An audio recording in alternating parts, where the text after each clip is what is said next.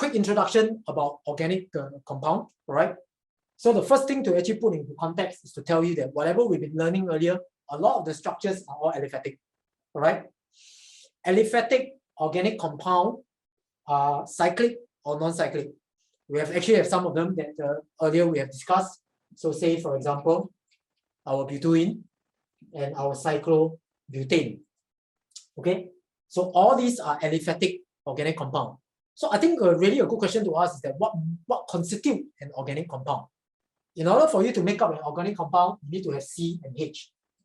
C and H are the two elements that are compulsory. You must have both of them.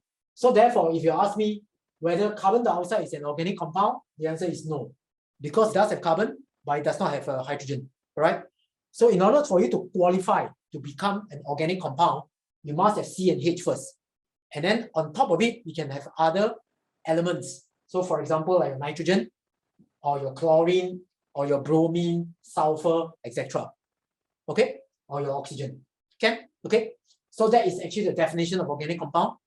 And as explained earlier, aliphatic means that it's either cyclic or non-cyclic, as illustrated here. So aromatic compound is actually what we're going to study next. They actually have a special functional group. We call them Arene, which otherwise means that any compound that actually has benzene ring. So remember, we discussed benzene briefly in chemical bonding.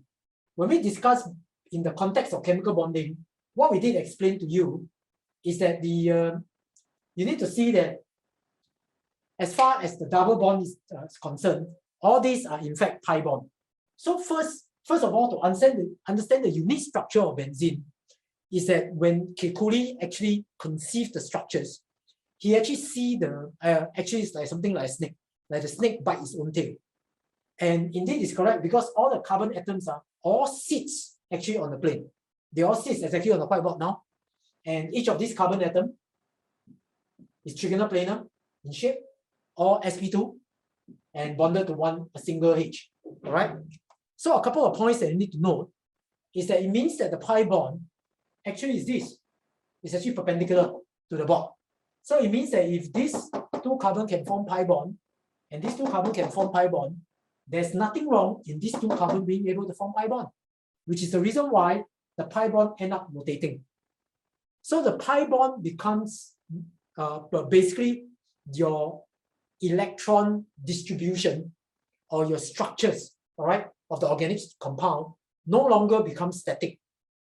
It's actually ever-changing, it's dynamic. So when that occurs, we use the term resonance structure, all right? The term resonance structure was also discussed when we did the topic in carbonate.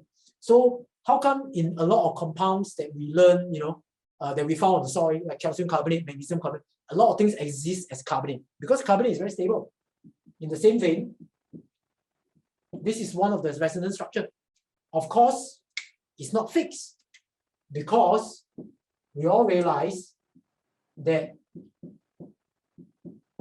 instead of these two oxygens getting the negative charge, these two oxygens can be the one having a negative charge, and this can be the double bond. And of course, it can be like that.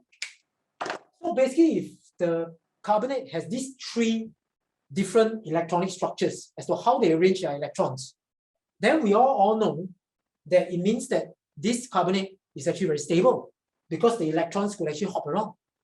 It means the electron is dispersed. Remember, we keep saying that any compound that has the charge dispersed is going to be super stable because you don't have localized charge that attracts things to attack you or to make chemical reactions be triggered. So therefore, in short, what we now need to understand is as far as for benzene is concerned, benzene is very stable because the pi electrons are actually evenly distributed in the benzene ring. And on top of that, you need to bear in mind that benzene doesn't have 3 single and 3 double bond. Benzene has 6 partial double covalent bond. Okay? So the key phrases that's associated with benzene, later when we start talking about the chemical reactions, we're going to have to use words like benzene is resonance stabilized, telling you that it's very stable. So therefore, it ought to be inert. All right. And second of all, it has partial double covalent bond. It doesn't have any C to C double bond. So therefore, don't expect it to undertake chemical reactions like an alkene. Okay?